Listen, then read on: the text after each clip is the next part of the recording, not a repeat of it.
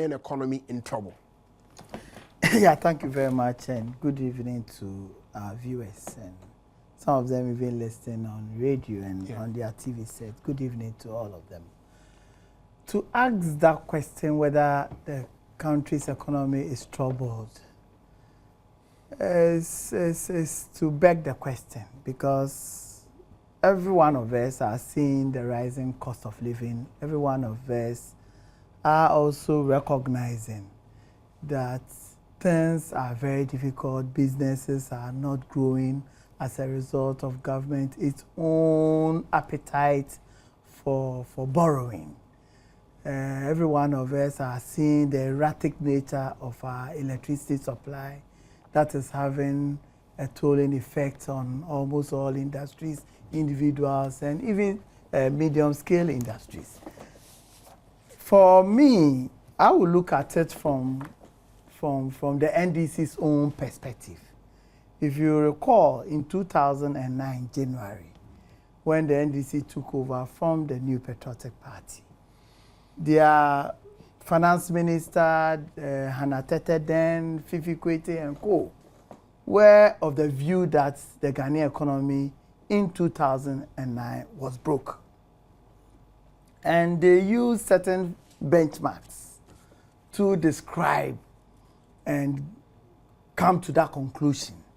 One of the main benchmarks that they used was the fact that the public debt of our country is huge. And that at that point, it was $8 billion as per the budget statement of 2009. Which is 9.5 billion Ghana cedis then. This is coming from a government that has been in power for 8 years.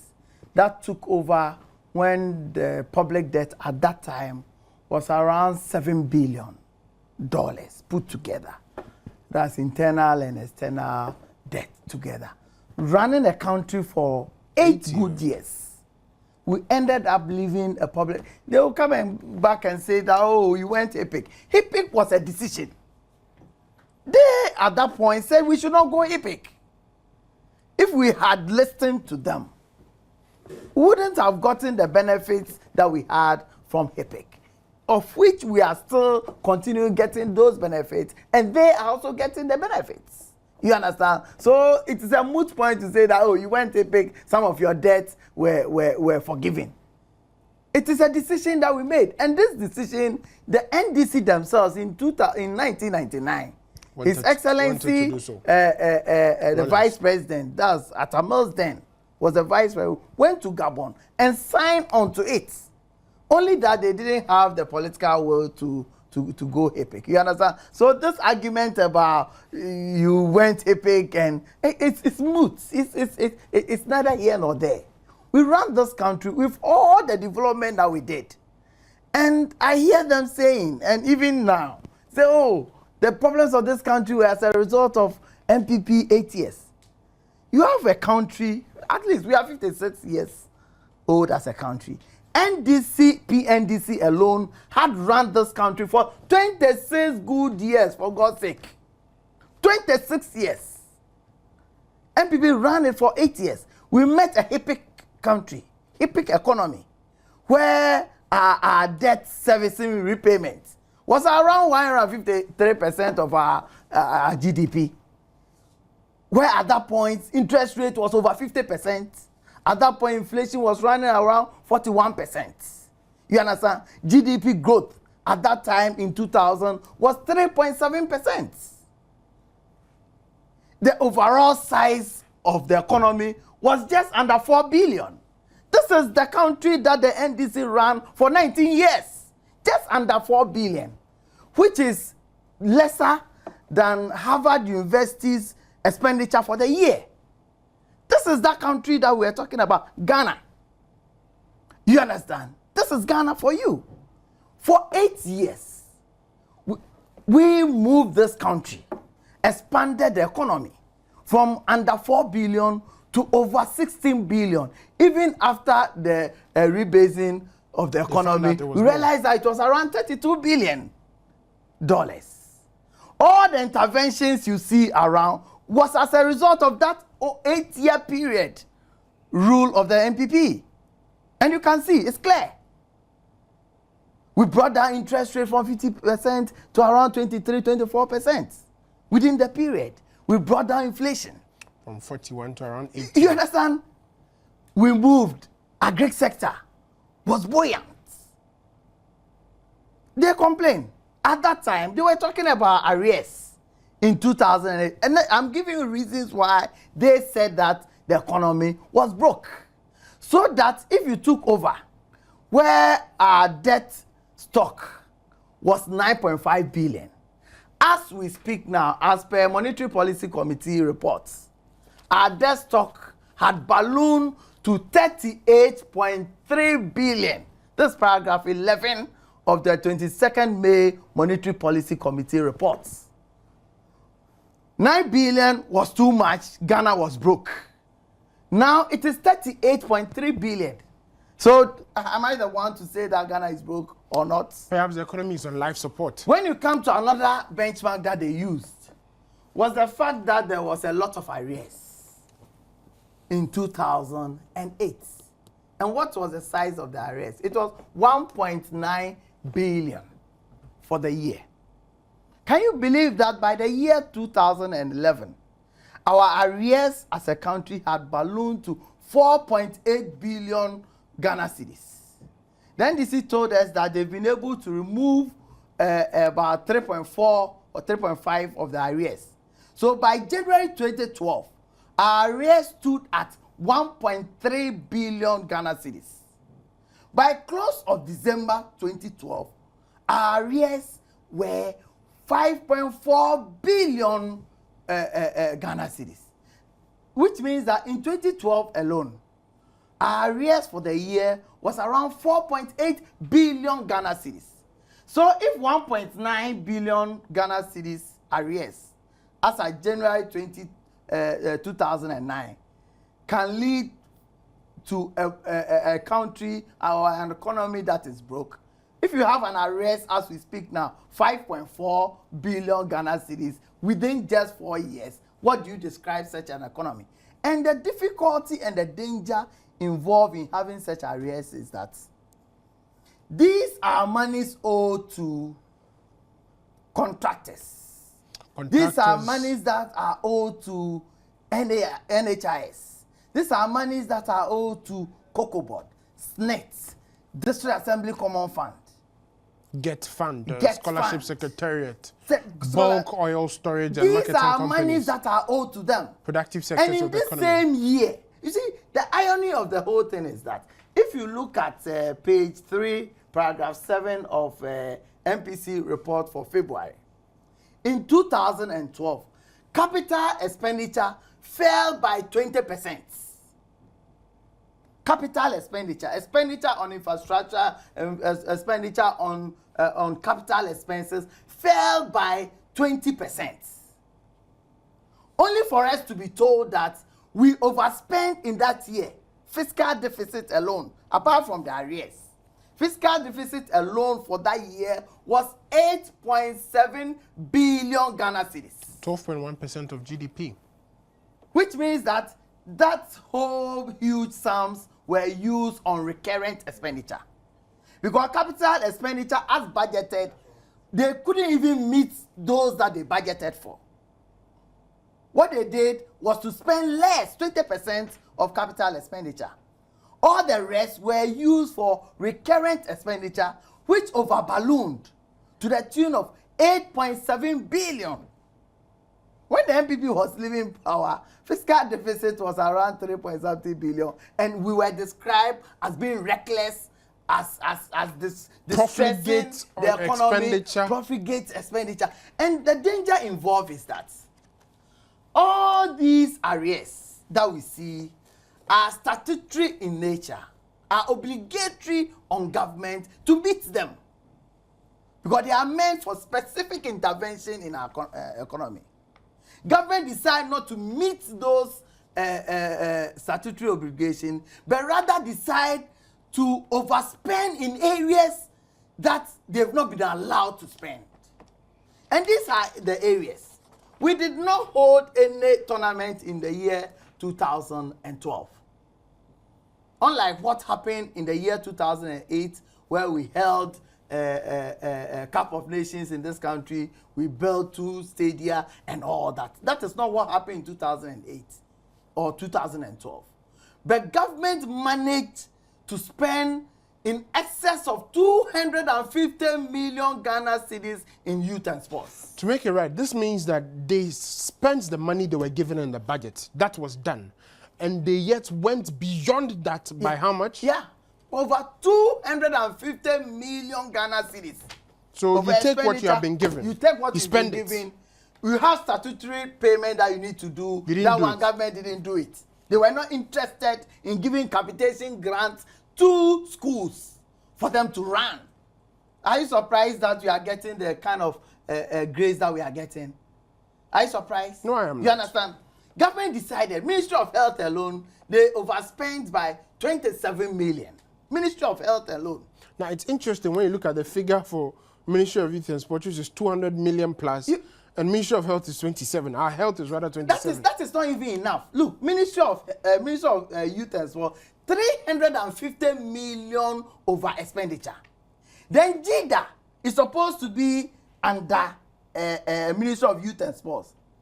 Having spent all their monies, they went ahead and overspent 200 million additional Ghana cedis. For JIDA. For JIDA alone.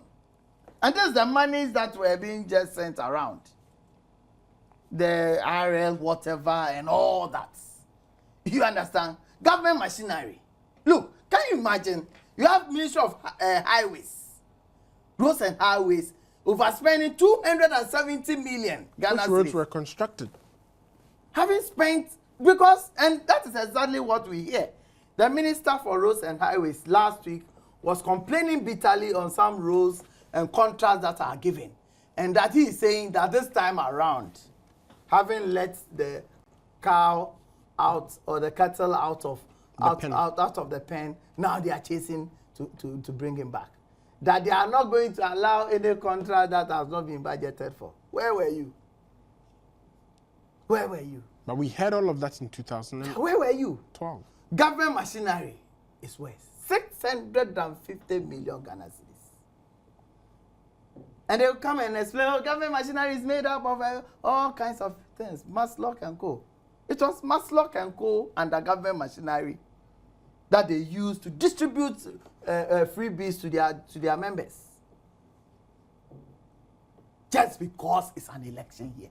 And you can imagine this 8.7 billion in excess expenditure was done almost in 3 months to the elections in 2012. You understand? So all this call, now if you talk to you call them, they'll say, oh, let us now be talking about transformation of the economy. When Nana Addo Dankwa Akufo-Addo talks about transforming our economy from the agrarian type of economy to a modern one, the NDC were not interested. The NDC said that for them, building schools under trees was enough to run an economy. They weren't interested. And let me tell you, there's no way you can talk about a transformed economy if you have a government that has insatiable appetite for borrowing. For borrowing. Now, government is telling us that their main difficulty is about interest repayments and its principal. If you have a government that has this problem, the solution for it is now to go and borrow because you've borrowed so much domestically, so much so that you've crowded out the public sector or the private sector. And they are not able to raise money because no private sector person or no individual in this country will go and invest or even save his money in the bank, where banks are giving interest of 11-12%. We caution them. And sometimes some of these commentators, you listen to them and you ask yourself, where are they coming from? As far back as June, we caution them because by January 2011, January 2012, 90-day treasury bill rate was around 11.4%. only by September, August, it has shot up to 22.4%. 100% increase in the treasury rates. Yeah. Obviously, what it meant was that government now, because if government guarantees payment of interest and other things, it is like giving. So everybody will take their money, companies, because one, there is erratic electricity supply, cost of production was going high, a lot more people have to buy generators, which was not reliable, fuel cost was going up, you understand, cost of capital was up. So it makes more sense to even decide to close down your business and invest in treasury bills. Look, let me tell you, a lot of the companies, it is more economically wise for them to import the products that they are producing in this country than to go ahead and produce. Okay. And I can cite a lot of examples. Okay. Seconds, for instance, they used to produce paint in this country. Import duty for just the containers that they bring in was so exorbitant that it is cheaper to import the paints plus the containers, and it is still cheaper for them to be in business. You understand? So there's no point in even arguing. Now the NDC have realized that they've deceived the people, and they've realized that now there's the need for us to come round the table and talk about it. Okay. We can't talk about it until you prove to us that you have the hearts of the people in mind. Because if you have a country where your predecessor had reshaped and refocused GNPC, for instance, and we've been able to discover oil in large quantities, and there is gas deposits, huge, that we can get a lot of money from it.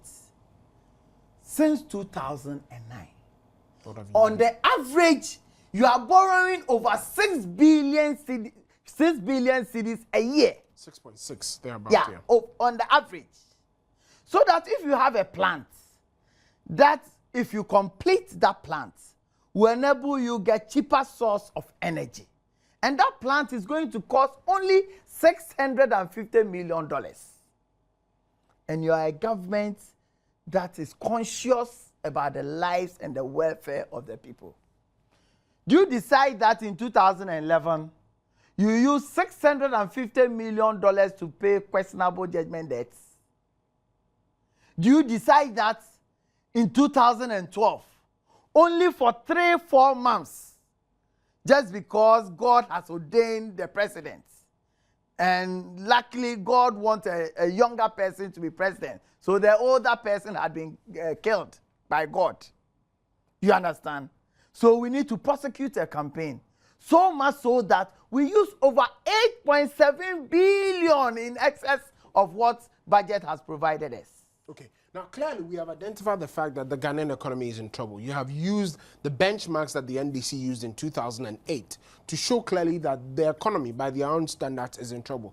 You also mentioned that we cannot get out of the current problems that we are in unless we transform the economy, which seems to be the argument that the NDC is now pushing. I just want to read a couple of statements from the NPP's Manifesto 2012 and what was said about the Ghanaian economy. This is what Nana Addo Dankwa Akufo-Addo says on page 92, that together we will transform Ghana and use all the blessings that the Almighty God has bestowed on us to bring prosperity to our people. And then he also says on page 80 that I am proud of what we have achieved so far in political and civil rights. The next struggle is for economic progress. And I'll go back to one of the founding fathers of our party, Dr. J.B. Dankwa, who said that the party's policy is to liberate the energies of the people for the growth of a property-owning democracy in this land, with the right to life, freedom, and justice as the principles to which government and laws of the land should be dedicated in order to specifically enrich life, property, and the liberty of each and every citizen. Let's go back and end with Nana Addo Dankwa Akufo-Addo. God did not put us on this land to be poor. It is bad leadership that makes us poor. I'll repeat the statement from Nana Addo Dankwa Akufo-Addo. God did not put us on this rich land to be poor. It is bad leadership that makes us poor. And let's go back to John Brady. Nana Addo seems to be making the argument that, you know, all of what we are facing now, the current economic problems and everything that we are facing now, is as a result of nothing else but bad leadership. Yeah, bad leadership can be deduced from our own arrangement as a country.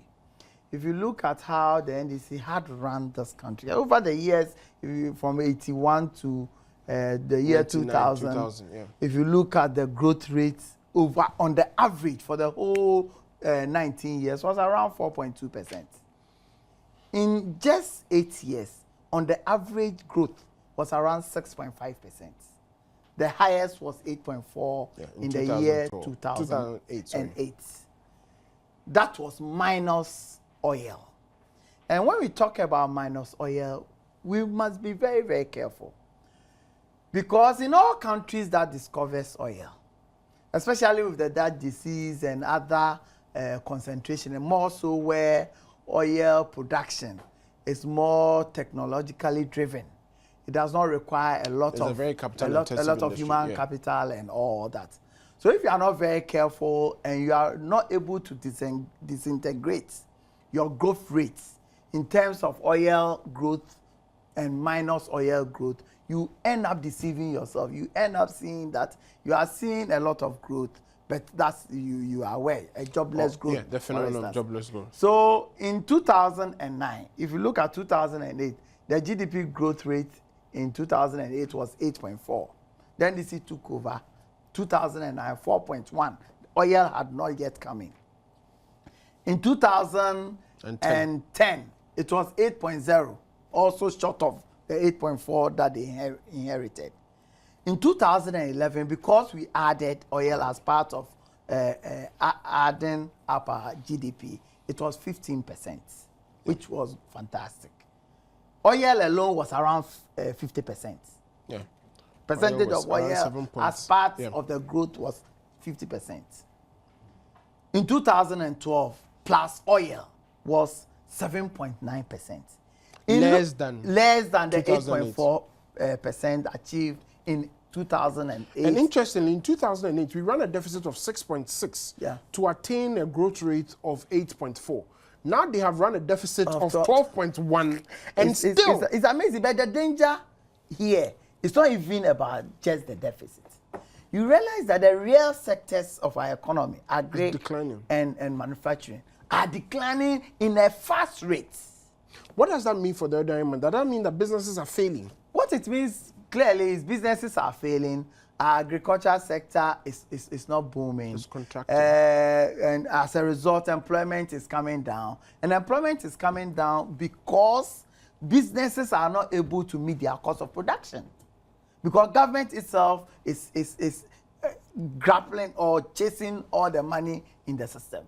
Technology is not moving as it should be. Import duties are so high.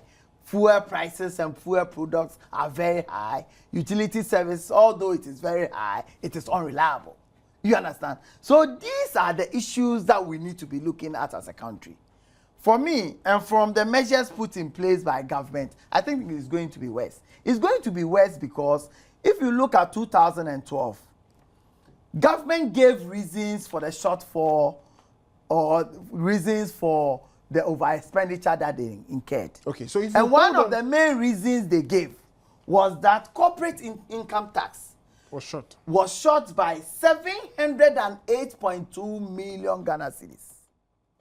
If you look at the Monetary Policy Committee report as presented, corporate growth only is about a shortfall of about 20%.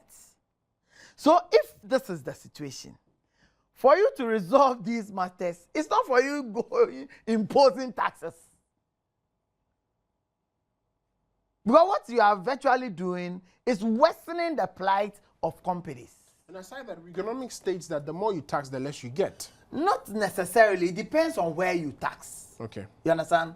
For instance, this decision about taxing agri products cutlasses, fertilizers, fertilizers. had it not been Parliament, they will have gone ahead to tax them.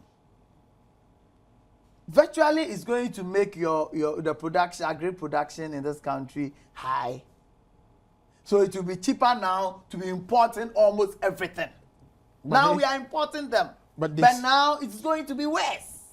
Anyway, you understand? We'll have to take a break at this stage, and when we come back, we'll continue with the discussion.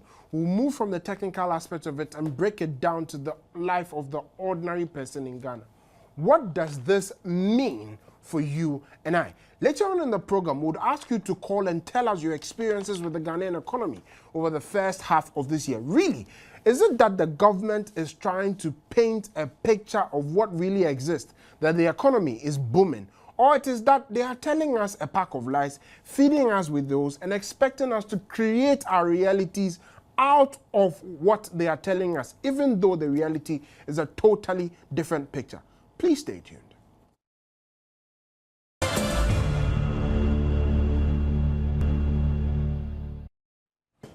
Welcome back to Minority Caucus. Today we are discussing the issues of the economy. Is Ghana's economy broke, or is it that we are being too noisy?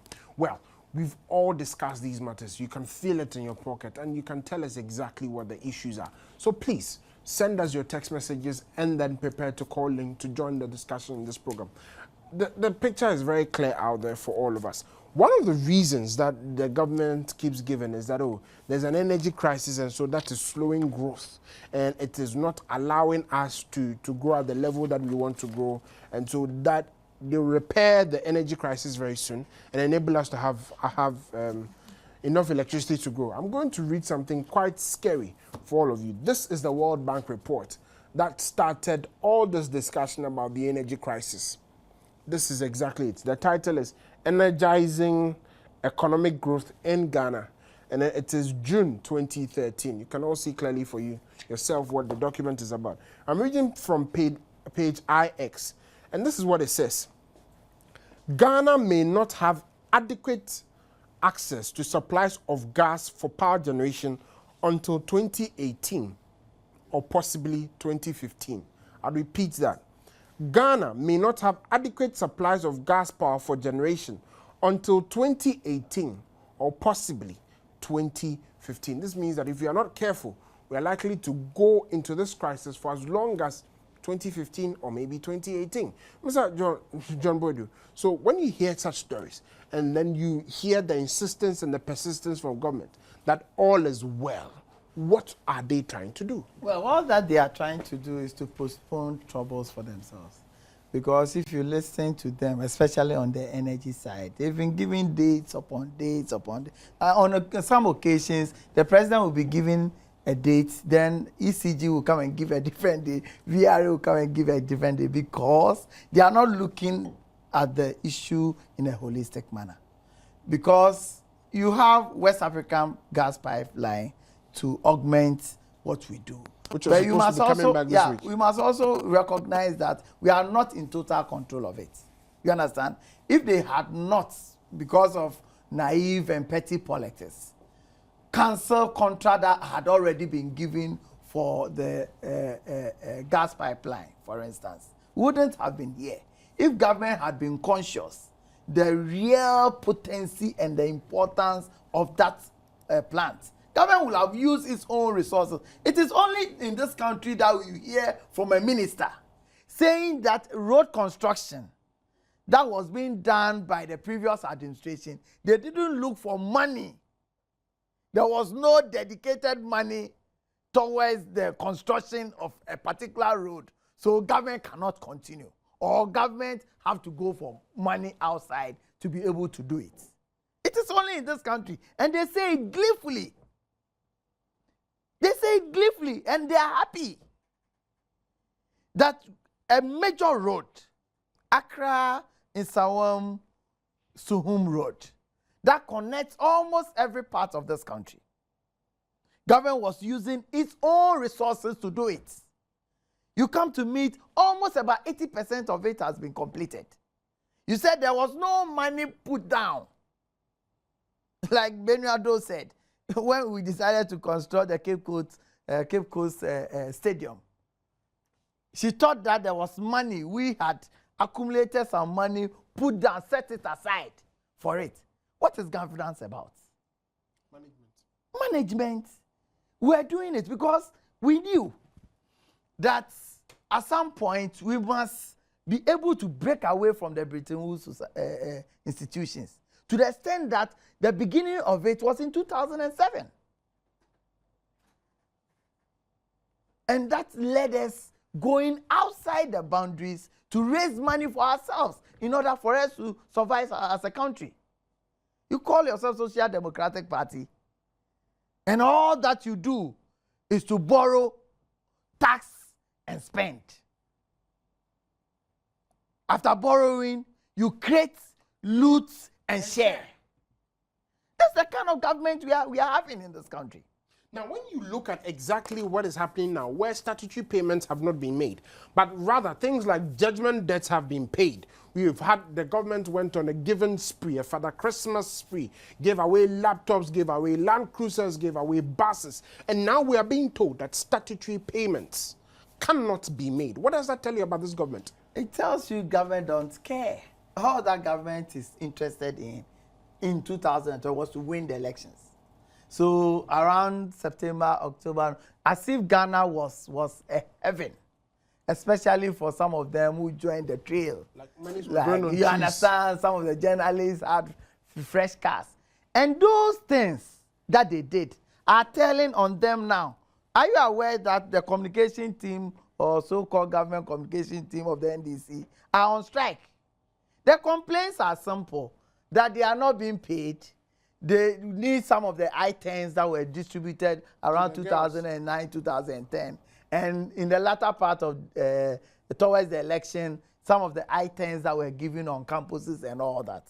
They need some of them. Because some of them work, the economy is so hard for them that they can't pay their rent, they can't pay the school fees of their children. These are legitimate concerns by the NDC communicators. And for them, their charging is that some few of them are making it so big. So much so that, and they think that those people are newcomers amongst them and that they should not be determining what they should have. You understand? So they are on strike. And my view is that government must be careful, because if government wants to use money just for propaganda people, that has its own consequences as well. The other thing that amuses me is government's insincerity in matters of wages. This is the same government that is touting itself of having increased the wages of workers. Now we are being told that because of the single spine salary structure, government is suffering so much, accusing labor as the reason for the suffering of government. The issue is simple. When we came in the year 2001, wage bill as a percentage to GDP was around 63%. You remember, wage bill, if you talk about as a percentage, then you are relating it to your total GDP. You understand? Mm-hmm. So what it means is that since you are not able to reduce salaries, all that you do is to increase it. What you need to do as a responsible government is to increase your GDP, is to increase your revenue base. You understand? Yes. Within 3 years, we had reduced the percentage of our wage bill to our GDP to around 43%. So that if you are not able to expand your economy, and these wages that we are talking about include the wages of ministers, includes the wages of the president. President has increased his own salary from around 3,000 to about 12,000. How many workers in this country have increased it so much? And as for the executives, you know what they did? When they increased their salaries, they backdated it. And this is part of the wage bill. So why are you blaming the poor worker for receiving just a little in addition in correcting the distortions in our system? I'm particularly interested because you can't have a government giving out a budget or presenting a budget in March, having a target of number of people they are going to pay and the amount they are going to pay. Just between March and May, we are being told that government have overspent on wage bill to the tune of 20%. Is it that government did not target well? I don't know whether there has been increase in employment in the public sector. If that has been done, was that not anticipated? Or government is telling us that there are some ghost names? Are we being told that this wage bill that is increasing in excess of budgets includes that of the JIDA and that of the Zoom Lions and that of the what? You understand? Because you can't have a government within 3 months if you present the budget. And within the 3 months, you've not told us that there's increase in the number of people that you are employing. What was the basis for you making that estimate that you did? So it is important that not only this, and Trade Union Congress raised it in 2013, around February, when government started complaining. We want to know what goes into the wage bill. And that will be startling. Because we know a lot of people moving around, calling themselves government communicators, calling themselves in the national security and all that. And all these people have been paid. So it is not the poor worker that is the problem of the huge wage bills that we are seeing. And the fact also is that you must increase your base. You can't have it, eat your cake, and still want to have it. You can't use wage bill as a basis for you doing well and come back and be complaining to us. Well, it is government's own responsibility to enlarge its revenue base. Okay. And in enlarging your revenue base, what I'm seeing is what ought not to be done. That you don't trust your tax collectors who are qualified, who are matured, who have done the work for a very long time. You only get people, task force, give them additional resources, and make the chief of staff the head of that task force. We were in this country when Anas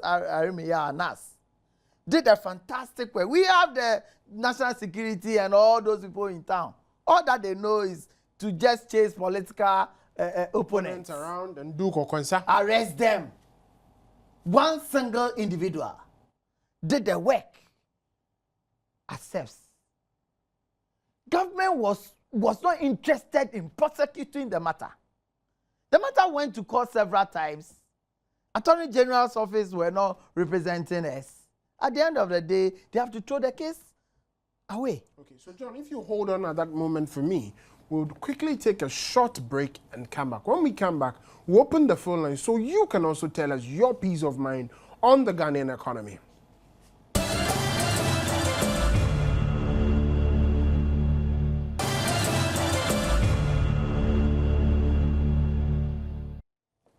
Welcome back to Minority Caucus. So what is your opinion about Ghana's economy? Please join us on the phone line 030-2211-701-324. 030-2211-701-324. Let's come to the single spine pay policy. What exactly did the government tell us in 2012? I read to you from their manifesto. The implementation of the incentive element of the single spine pay policy to take care of public sector employees has helped and is one of the achievements of the NDC administration. I repeat that. The implementation of the incentive element of the single spine pay policy is one of the achievements of the NDC administration. This is what they told us. Now it is a headache and the NPP is to blame for that. Abdul Latif, welcome. Hello, my good brother Damo. How are you? By God's grace, we are well. And you? My regards to my boss, John Bodio. You're welcome. Thank you. Damo, I normally say this in NDC sense or maybe NDC supporter sense. Problem with me. I look at NDC party like this Bobakala and then Santo mounting a platform to act a concert party, and viewers bounce into laughing upon laughing, just to ease out certain stress in them. That is exactly what NDC is. Why am I saying it? We look at all these things that Mr. Jambode has learned. Not that he's just sitting in the studio saying it. It is out there that a layman can also understand what is going on. Yet His Excellency will go to Peja's Lord and say he's going to introduce code of conduct. Well, for what? When you introduce the code of conduct and you cannot account to 8.7 billion all Ghana cedis that you have spent in 2012, at the time that you took over as president in this country, that is on 24th July up to the end of 2012, that laws were being taken without passing through parliament, and you are talking of code of conduct, transparency. Okay. Thank you very much, Abdul Latif, for your call. We have more on the line. But Abdul, just before you go, let me correct something. The 8.7 billion is not old Ghana cedis. It's actually new Ghana cedis. So in old Ghana cedis, the 8.7 that we are talking about is actually 87 trillion. We're talking in terms of old Ghana cedis, 87 trillion. That cannot be accounted for. Moro, welcome. Yes, That was not by good evening. Good evening, Chief. Thank you. Mr. Jumbo, how are you? I'm doing fine.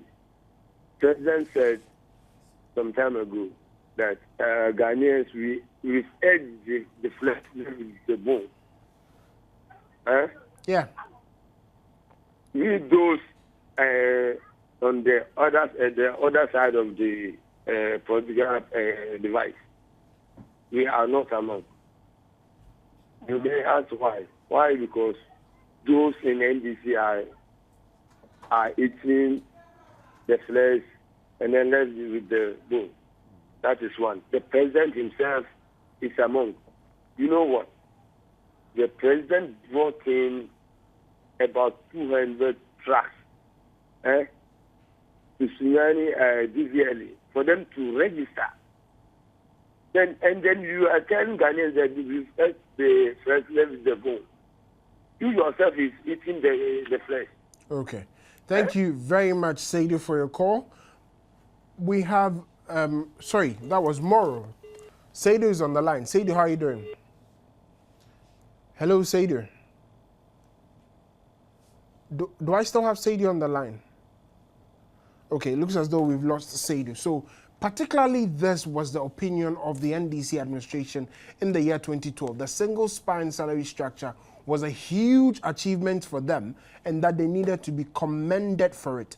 Come 2013, now they are saying, oh, single spine pay policy is actually a bad thing and that we should blame the NPP for it. Welcome to the realities. Do I have a caller on the line? B, how are you doing? Hello. Hello, how are you doing, Fine, thank Chief? you, Nana. Fine, thank you, Nana. Nana, the state of our economy today is terrible, as John Buedu has stated. The president we have in this country is not the president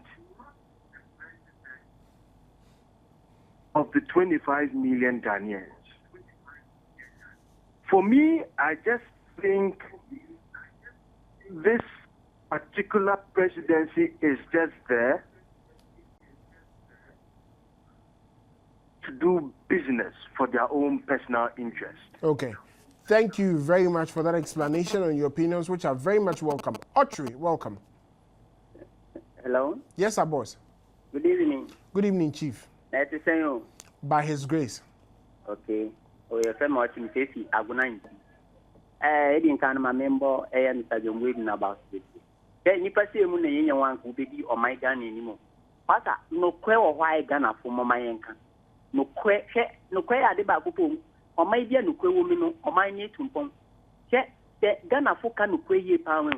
It can't be who beg too much, you Guanesia, which is saying Yakupon and Cassan being with because.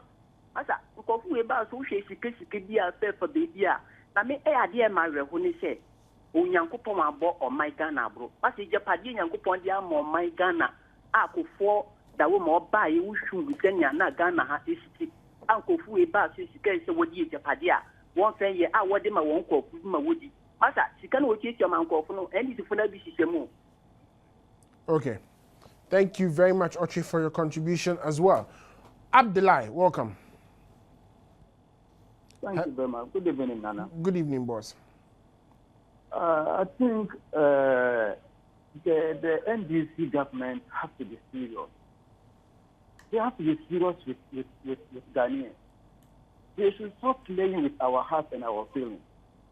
At one point, the finance minister comes out to tell people that the economy is in good shape. Then at another point, the president will come out and tell us that the economy is broke. Who is telling us the truth now? From whom are we believing? Okay. If they are not ready, thank God we are even in court. They should prepare and hand over the country. Thank you very much. I have my last call on the line. Odikro, how are you doing? I'm doing well. Yeah. Nana, I can hear you loud and clear. Okay. In fact, these NDC people, they don't fear Ghanaians.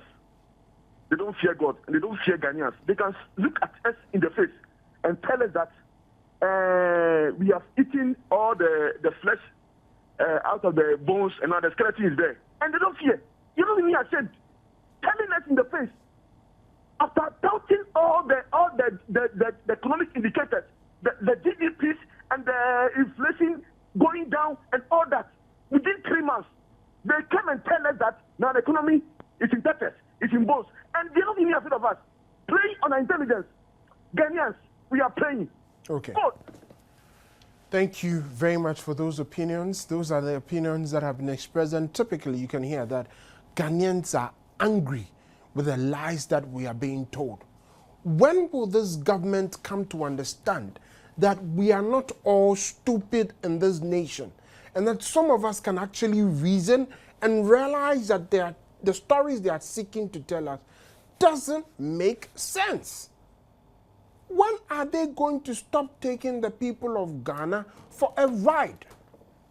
This particular story they are seeking to tell us, running all over the place with explanations, I'm sure that even children in class 5, class 6 will immediately find out that there are problems with their explanations. But in any case, let's go to the experts. Mr. John Boydu, government has recently sought to say that, well, there's a challenge and that we need to bring a whole lot of taxes to make up for it. What exactly is the meaning of what government is seeking to do by imposing these new taxes and expanding it? Yeah, it is not amusing to be in government as we speak now, because now even government own admission by Monetary Policy Committee raising the policy rate to 16%. You understand? What it means is that now borrowing is becoming more expensive. We still have the energy sector being very erratic and expensive. Government is reeling under excess borrowing. And as a result, interest payment is becoming very difficult for government. Government is proposing some solutions, and it's so funny that you are complaining about excess interest payments. Your solution to that is for you to go and borrow and increase the tax burden and increase the interest burden on the taxpayers. That is not going to work. Government also, without looking at its own self and cutting waste, we've been held by Supreme Court, courtesy Martin Amidu, an individual, government itself having commissioned Yoko to do an investigation in judgment debts. We could not act on the decisions, decided to lapse because they themselves find themselves in that thing. It is Martin Amidu. At least court is telling us that we should retrieve the 25 million euros. We want to see government acting in that direction. These taxes, we in NPP, having been in government before, know very well that government will need taxes as a source of raising revenue for development. But if you bring 5 taxes at a go, taxes that are targeting so to speak, the poor. Taxes that are going to target lanterns, energy saving bulbs, Wellington books, Condoms. paracetamol, washing soap, cooking utensils, outboard motors. What are you doing? You are bringing in taxes that are going to target plastic products. Okay. Unfortunately. Bringing in taxes that are going to target us. When you receive call from somebody from outside, you are going to pay for it. That is the I'm saying extent that of the mismanagement of the Ghanaian economy. I wish we had so much more time so we could explain to you exactly what is happening in this country. But I believe you can already see that.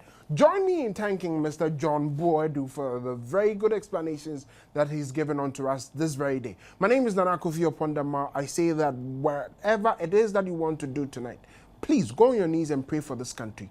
We need a miracle in these times. Goodbye and good night.